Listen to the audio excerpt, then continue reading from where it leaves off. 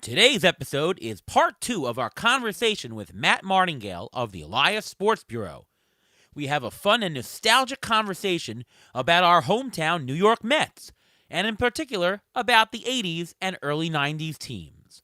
We hope you enjoy us reliving some Mets memories next on Beat the Shift.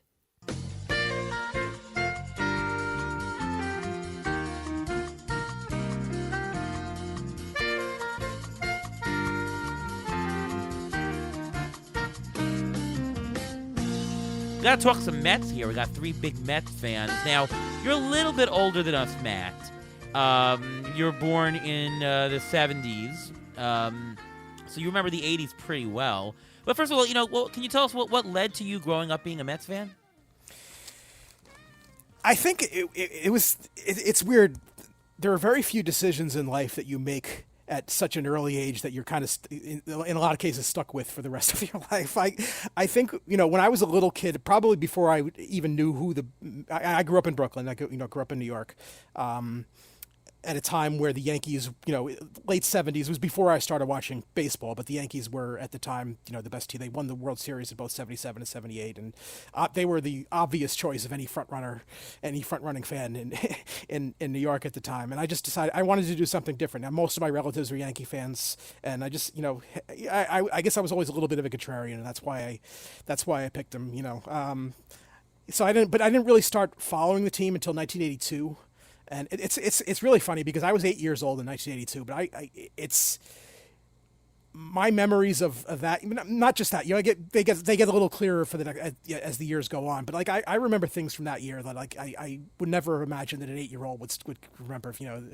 It's that I remember, I remember the first game that we went to that year. I actually wrote a blog post about it a couple of years ago. It was a game against it was a Mets-Reds game. Tom Seaver pitched against the Mets, and Dave Kingman hit a home run in the first inning. That's what I remember about that game. And the 1982, the Mets actually they were coming off, I think, 5 or 6 straight really bad years, and they got off to a really good start. Really good. They weren't in first place, but by the Mets standards, they were over 500 into late May, which was considered huge progress for them at the time. And that's when I started rooting for them. And unfortunately, they totally collapsed. I think they won. I think they were 4-27 in August or something like that, and they ended up in last place again. But yeah, so that became. I just became obsessed with the team. I started following them. I watched or listened to almost every game. Back then there was no cable TV in my neighborhood of Brooklyn, so any game that was not on WOR I would have to listen to on the radio. But I think I learned a lot. That's not necessarily even a bad thing. I think you certainly, I think in some ways you learn more or as much when you're listening on the radio as when you're watching on TV. So, yeah. So I think it was contrarianism. If I have to distill it down to one word, I just I wanted to be different, and I wasn't the only Mets fan in my class, but we were definitely in the minority. And a lot of the gradually over the few years after that, because the team started to get good in 1984, and they really overtook the Yankees in popularity very quickly. I know it's probably hard for anybody who's under the age of 35 now probably would not believe me when I said that New York was actually a Mets town for most of the years, but it really was. Yeah. And they, I think it was it was the players. I mean, Doc Gooden probably the number one, but Darryl Strawberry too were just such exciting players to watch,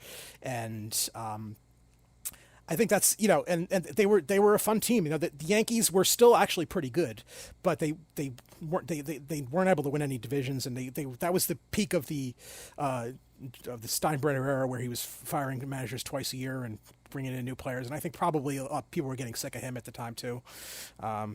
That's kind of what. That's kind of what led to, and the Mets from 80, I think probably outdrew the Yankees. Probably every year between 1984 and 92 or 93, and and they had better TV. Oh, I remember going to games the late 80s, early 90s, and you go on a Sunday, and the upper deck, and by the way, Shea Stadium was a lot bigger than Citi Field. the upper deck from end to end was packed. They would do the wave.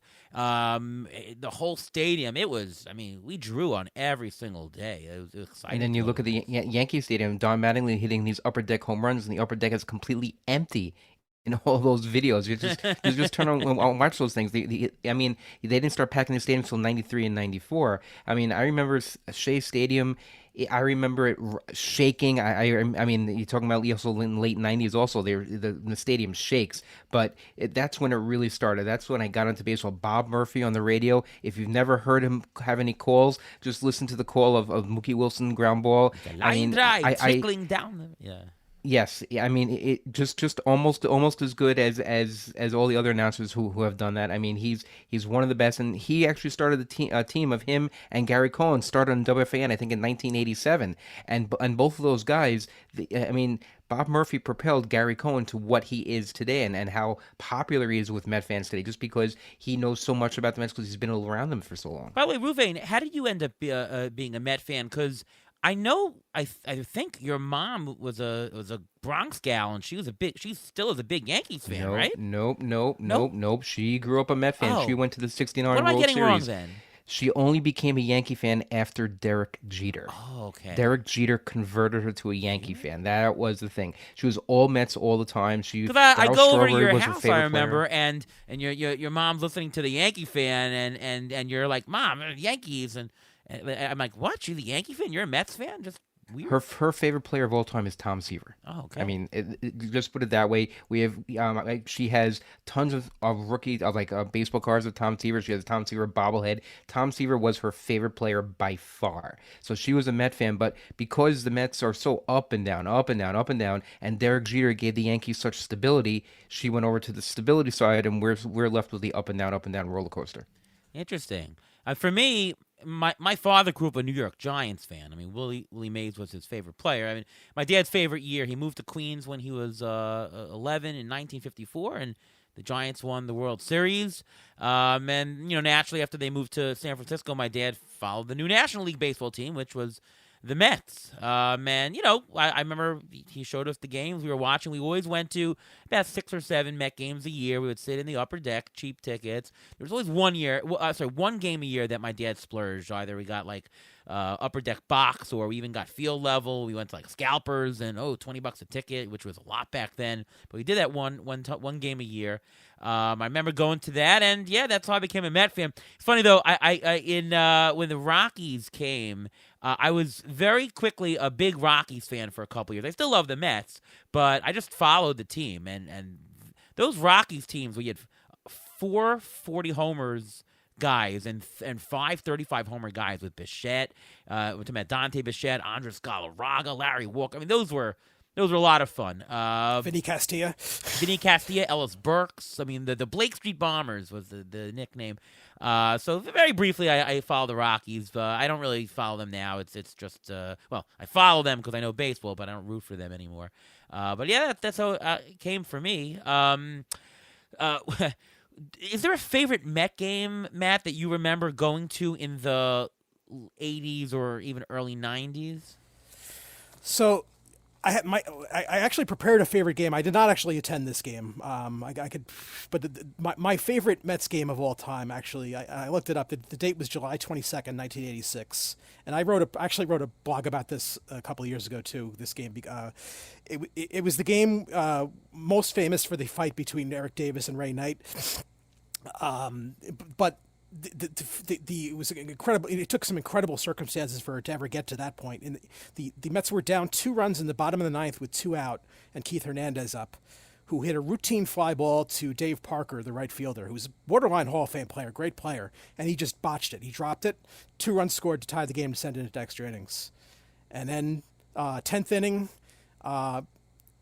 Eric Davis, who was, I think, pinch running at the time, slid into third base on a stolen base attempt and came up, and he and Ray Knight just all of a sudden started wailing on each other. I still, to this date, I'm not really sure what caused it, but it was one of that was the Mets' 4th on-field fight that season, which is kind of incredible to think about. And I don't know this for a fact, but I'm pretty sure it was the first of those 4 in which anybody was ejected. That it was a different. I feel like there was more fighting back then. Is it? There was. Am I making it up? Yeah. No, No, definitely, you're right, and they did not really seem to, the, a pitcher could throw, there could be a big fight, and the batter and pitcher would not even be ejected from the game half the time. Yeah. So yeah, that was one of the that was a pretty vicious fight, and they ended up they ejected. They ejected Knight and Kevin Mitchell, and I think Darryl Strawberry had already been ejected earlier in the game for all arguing balls and strikes. So what that meant was the Mets were out of position players. So they only had 7 position players left. So Davey Johnson had to put a pitcher in the outfield. So I don't remember who was pitching first, but what he ended up doing was Orozco was pitching first. Okay, yeah, Jesse Orozco and You Roger remember the McDowell game, Ruby? Yes, I do. I know the game. That was a game where Gary Carter ended up playing third base. I remember the game very vividly. Right. Yes. So Davey Johnson actually alternated McDowell and Orozco in the outfield depending on who was batting. He would bring Orozco in to pitch when there was a lefty up, and McDowell in to pitch when there was a righty. And Pete Rose was the manager of the Reds and protested, saying that she shouldn't be allowed to do that. But apparently that was legal. Can't do that anymore, right? It takes the fun away, right? You're not allowed to do that Three-batter anymore? minimum. No, you Oh, have yeah, to right. pitch to 3 batters, right? Right. So anyway, and then in the couple innings later, the reason I did a blog about this was because Keith Hernandez turned one of the most unbelievable double plays I've ever seen in my life in that game. Everyone was saying Gary Carter was playing third base. There were runners on first and second, and Keith Hernandez. The Reds had a relief pitcher batting. Carl Willis was the guy's name. So not a very inexperienced batter. So it was obvious to the entire world that there was going to be a bunt there. Keith Hernandez charged in, fielded the ball on the third base side of the pitcher's mound. That's how far he got in, about 5 feet in front of the mound. Threw it to Gary Carter, who is playing one of only 2 career games that he played at third base, who picked it and then made a great throw across the diamond to Tim Tuffle, who was the second baseman. It was a 3-5-4 grounded into double play. Just an amazing play. And if you watch the video, if you can find the video of it on YouTube, you should try. Ralph Kiner's doing the game, and he says he describes Keith Hernandez's throw to third as an easy throw to third base. And I think to myself, well, it was easy only because he was practically standing in front of the, like nobody would, he really could have, if a decent hitting pitcher could have like legitimately hurt him. He could have just, if a line drive might have killed him at that point, but he made that play. Keith was just so much better defensive first baseman than anybody I've ever seen. It was just, but that's my all-time favorite play. Is. It's so funny because I was going to mention my favorite game was another brawl game. Now I remember a lot of Met games, but I'm a little bit younger than you. Which one? Because mine is a brawl also. So let's see if we're the same one.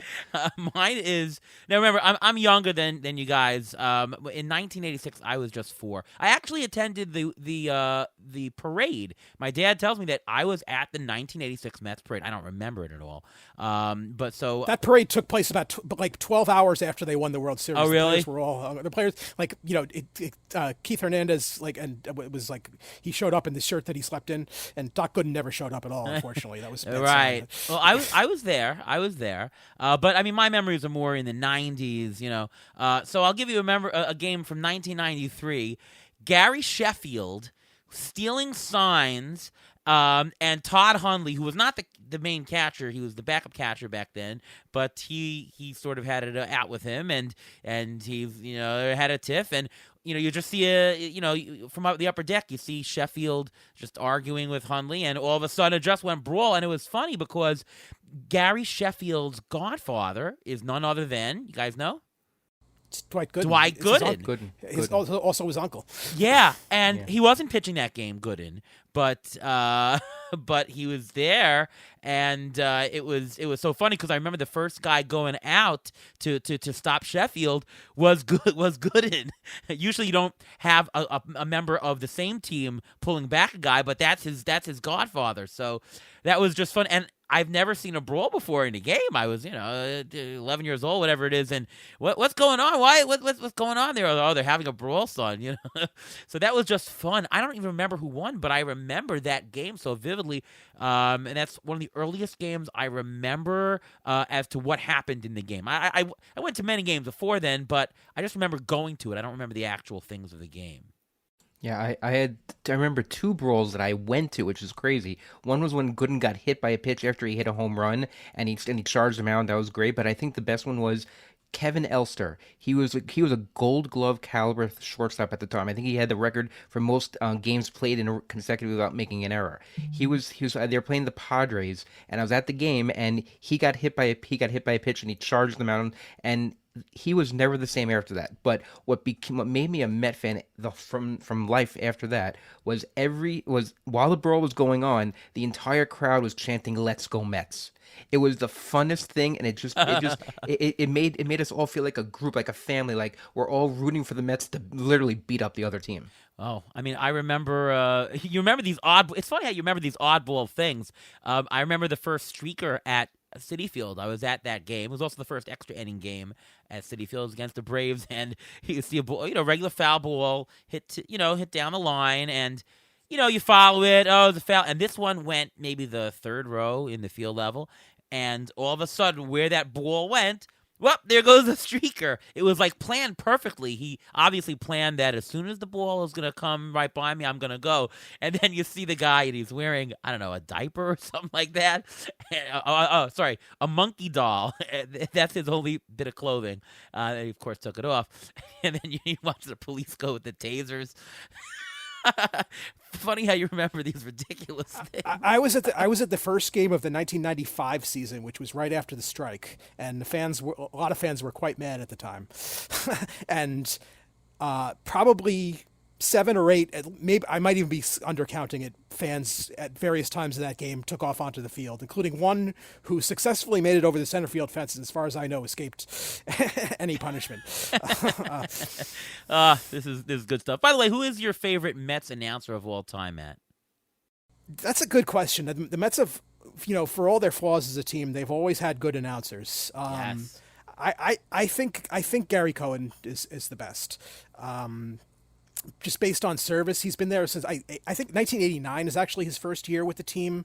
You guys probably don't remember this, but the guy he replaced was Gary Thorne, Yes. who you probably know was probably best known as a hockey announcer for ESPN for many years, but he did Oriole games. Orioles, yeah. And he was very good. The reason the Mets fired him was because he was doing New Jersey Devils games on TV, and he missed some Mets games to do playoff games, and the Mets really didn't like that, so they got rid of him and they brought in another Gary Cohen, and yeah, he worked with Bob Murphy for I think like 15 years, and then when SNY came around in 2006, if I'm not mistaken, the Mets were their first. They tried to hire somebody better known nationally. I think Dave O'Brien might have been the guy that they really wanted to hire, and I think they couldn't get whoever they wanted would not agree to do.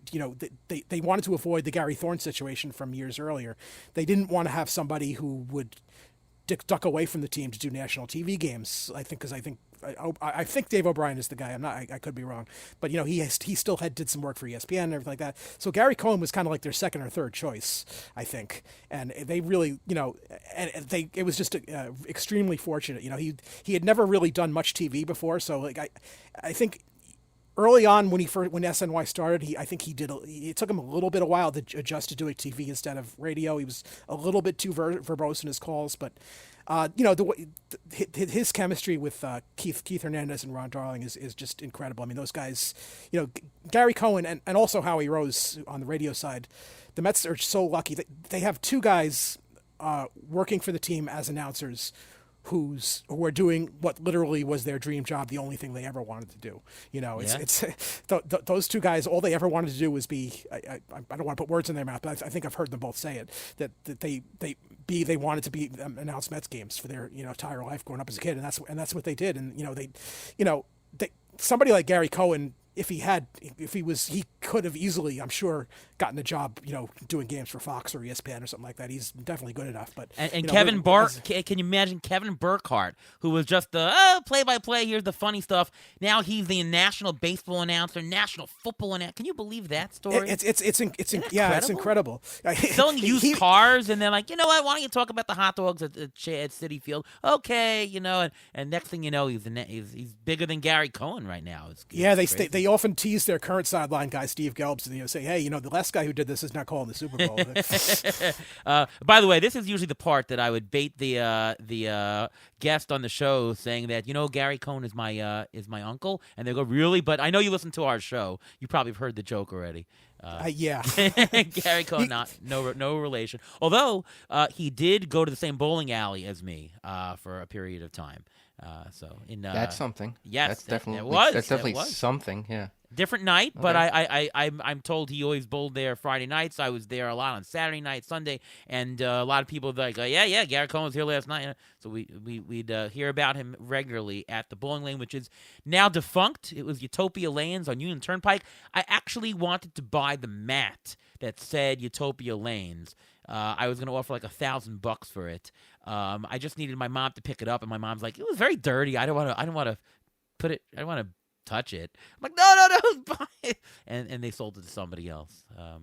Thank you. It's okay, Mom. $1,000 is not necessary for a mat that says Utopia Lanes. But yeah, Ruben, who's your favorite announcer?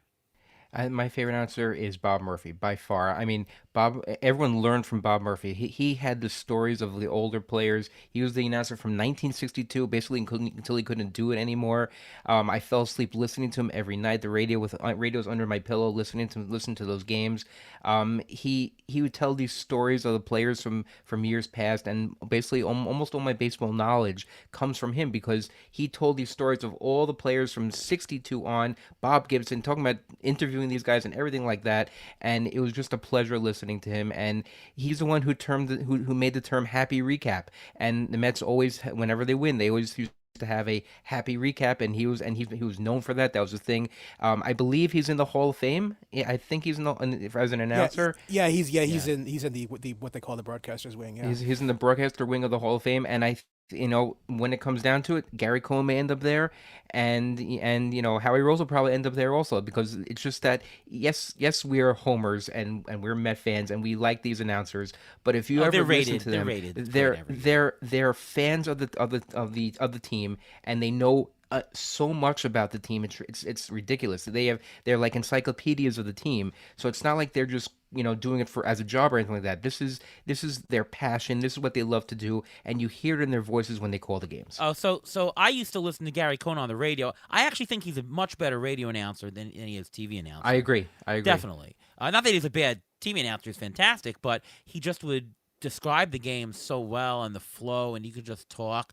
I'm like you. I went to sleep listening to games. I mean, I still have insomnia. I had really bad insomnia when I was younger, and that's what I listened to. Just put on the Met game right behind my boombox, right behind my head, and just listen to the guys on the radio. And even sometimes when I would watch games, I would turn off the TV sound and I would listen to the radio call. There was no delay back then, right? There was no 7-second delay, or if you're watching on cable, it was a 30-second delay. It was no delay. You could literally do that back then, and Gary Cohn was just fantastic. I liked everybody. I loved Kiner's Corner, and Ralph Kiner did the TV.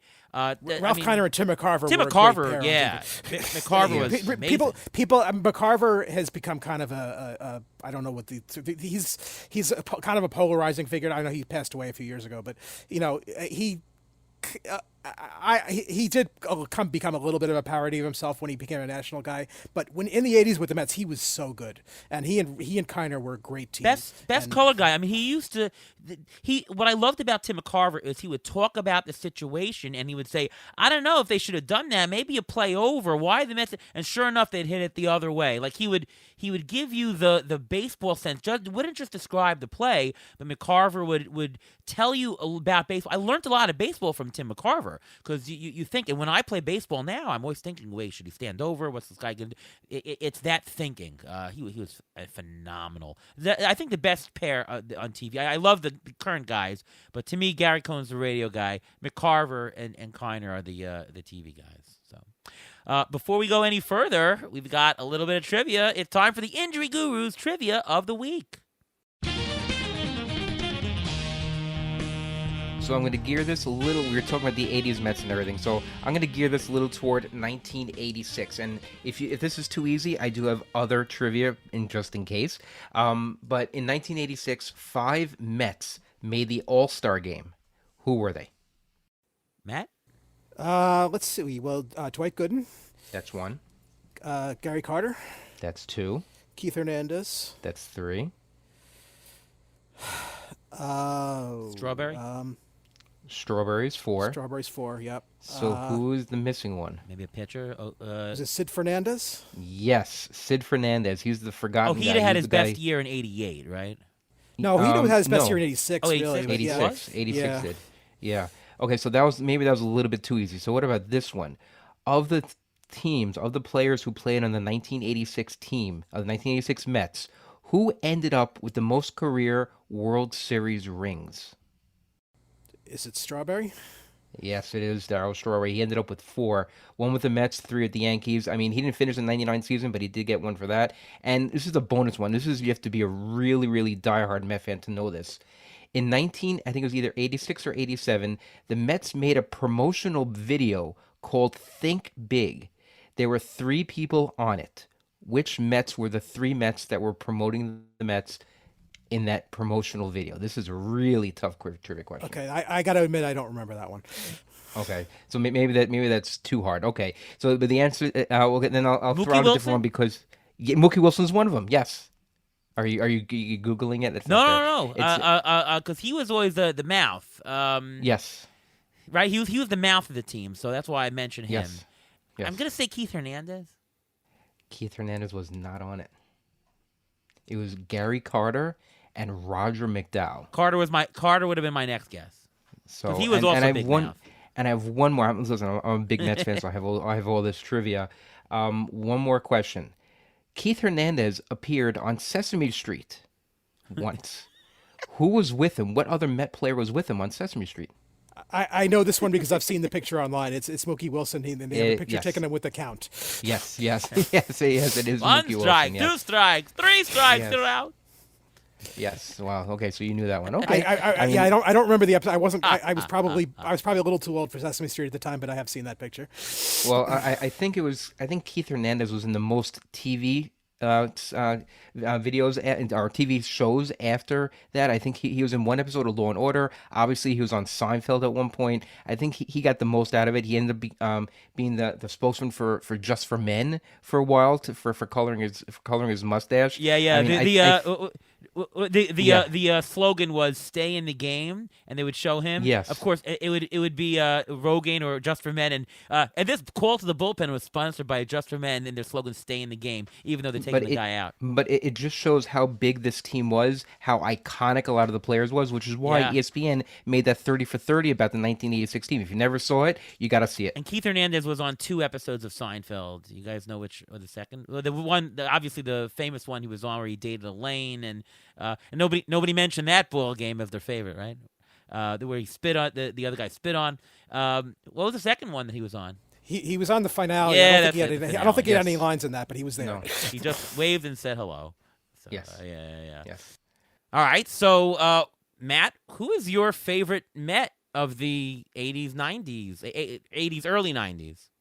It's hard for me to name just one because I went through different phases of different favorite players. But my first favorite one when I started rooting for the team was in 1982 was Dave Kingman, who had led the league in National League with 37 home runs and was pretty much lousy at everything else in baseball.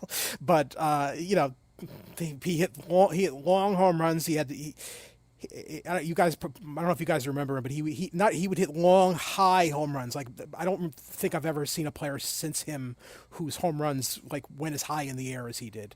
But obviously he was, not really a great player. He was replaced. They traded for Keith Hernandez the next year, who basically took his job as first baseman.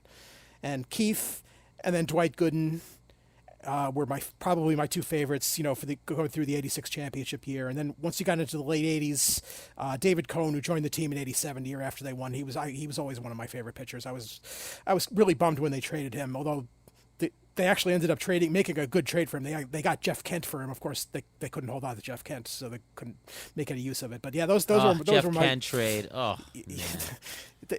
Jeff Kent had a very bad relationship with the New York media, and I think that that contributed to his. I met him. exit. I remember going. We went in the winter. The Mets were selling tickets for the first time, and they had the baseball players, a bunch of them come and they were serving like hot chocolate and whatever. And I remember going up to Jeff Kent, asking for an autograph. Hey, you want some hot chocolate? And there you go. It was him. We had Rico Bronya. And they were so cordial. Then we went inside the Shea Stadium, and John Franco was there, and he wasn't as friendly. We got an autograph, but he was like, hey, yeah. But I remember Jeff Kent was actually really, really nice to us. That's good to know. That's not usually his reputation.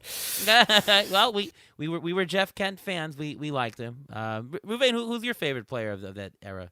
I had two, and they overlapped a little bit. Howard Johnson, Hojo. I mean, I mirrored when I was younger. I mirrored my game after him.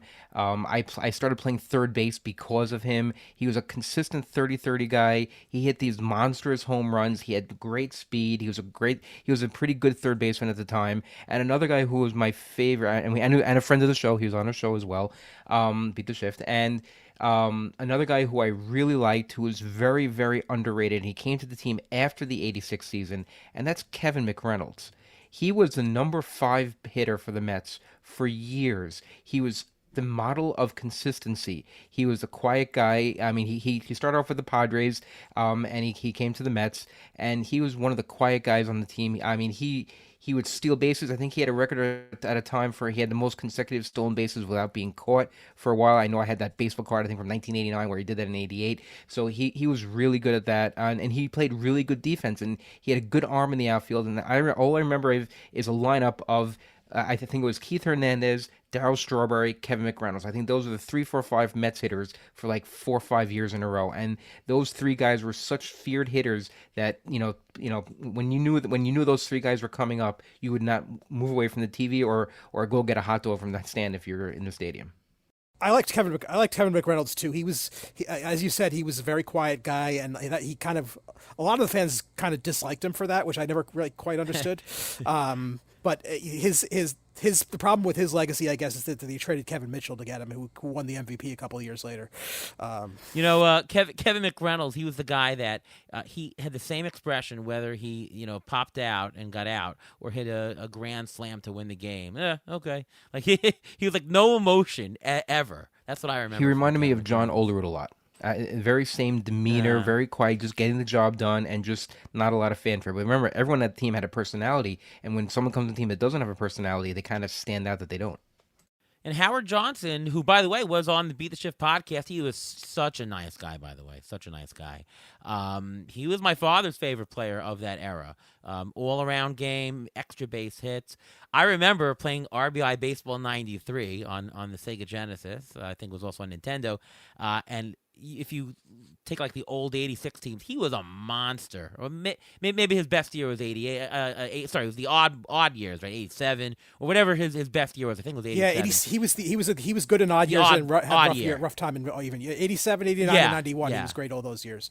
Yeah. So I think it was 87, maybe 89, one of those odd years, and he was like a monster in that game. Just everything he would hit out in the video game. And he's the answer for a trivia question. He was the guy standing on deck when Mookie Wilson hit the ball through Bill Buckner's legs. Oh yes, it was. Were you about to ask that, Ruby? No, I think we've nailed enough trivia questions for today. That was after the previous inning in the 8th or 9th inning. Hojo came up in a bunting situation and didn't get one down, and then like, I blame the manager more than him, but like he failed to get the bunt down on the first one, and then Davey Johnson took off the bunt sign, which the announcers Vince Scully and Joe Garagiola just went apoplectic when they saw that he wasn't bunting, and they ended up striking out. If he had gotten a bunt down in the 8th or 9th inning, they might have needed extra innings in that game. Well, my favorite player was Darryl Strawberry. This guy was so skinny, and yet he would just mash the ball. Unbelievably terrible that he was traded to the Dodgers. And if you remember, Howard Johnson was quite upset that he was traded to the Dodgers. And in protest, he switched his number temporarily to 44. And when we had Howard Johnson on the podcast, we noted that, who currently wears number 20, which was Howard Johnson's number, that's Pete Alonso. And in one of those home run derbies, the one that we right before we had Hojo on, he wore 44 because it was a tribute to Hank Aaron, and that was the same number that Hojo, and we brought it up on the show, and he's like, oh my God, wow, same switching numbers to that exact number. So But Darryl Strawberry was my favorite player. I also love Doc Gooden. I mean, Doc Gooden was the fastest guy to reach 100 wins up to that point. He was just absolutely amazing. I mean, Rookie of the Year, next year Cy Young, the next year World Series. That guy was unbelievable. And Doc Gooden last year was actually supposed to play a game in my league. I was actually supposed to pitch against him. It didn't happen. I'm so upset. Oh, I was looking forward to facing and pitching against Doc Gooden. I don't know if he'd be any good. I'm sure if he hits the ball, it can go a long way. But he was a good hitting pitcher. He was a very good Very hitting good, very pitcher. good, yeah. Yes. Very good. I mean, he's also what? He was a 60. He must be late 60, 70 right now. Right? I think he's 60. I think he was born in 64. He was yeah. Okay. Well, at 60, how would he fare now? I mean, as a major league player and hitter, he's got tons of homers. How would I fare against him pitching wise? I don't know. We'll never find out. But last year was almost like I heard. Oh no, he just canceled on me. So there you go. All right. Well, anyways, this is a really great and fun episode. Went a little bit long today, but we were having so much fun talking about the Mets, talking about some strategy, talking about a bunch of outfielders and catchers. So thank you so much, Matt, for coming on the show. Why don't you tell us where we can see your stuff and all things Matt Martingale? Yeah, well, first of all, no, thank you for having me. That's a great pleasure. I've been listening to you guys for several years, and just an honor to be on your show. I have a Twitter account. I don't really use it all that much, but I am at Matt Martingale, MattMartingale. And I have a blog, which there's a link to my blog. It's Substack's on there. Which again I have not updated very much this year, but I do plan on getting back to it. Yeah. So then, look for me near the bottom of the standings in labor too. Amazing, Matt. No, fantastic stuff. Ruve, want to just tell everyone where we can see your stuff? You can follow me on Twitter at X at MLB Injury Guru, where I tweet out all these injury updates as they come. I also have a weekly article on Rotoball discussing all the injuries I discussed there. I just discussed pitchers, but if you want to get all the hitter insight, they're in the article too. All right, I'm Ariel Cohen. You can see my stuff over at Fangraphs, over at Rotoballer. I'm on Twitter /X at ATCNY. And, of course, the Beat the Shift podcast. We'll be off the next couple of weeks as Ruben and I are going on our summer vacation. Well needed. But we'll be back right after Labor Day. I'll probably do 1 or 2 episodes to take you to the end of the season. And then, of course, we'll wrap it up and put a bow on the year. Thank you so much for listening to today's episode and for the whole year. Once again, thank you so much to Matt Martingale of Elias Sports Bureau for coming on the show and doing a fantastic job. And from all of us here at Beat the Shift, we'll see you next time.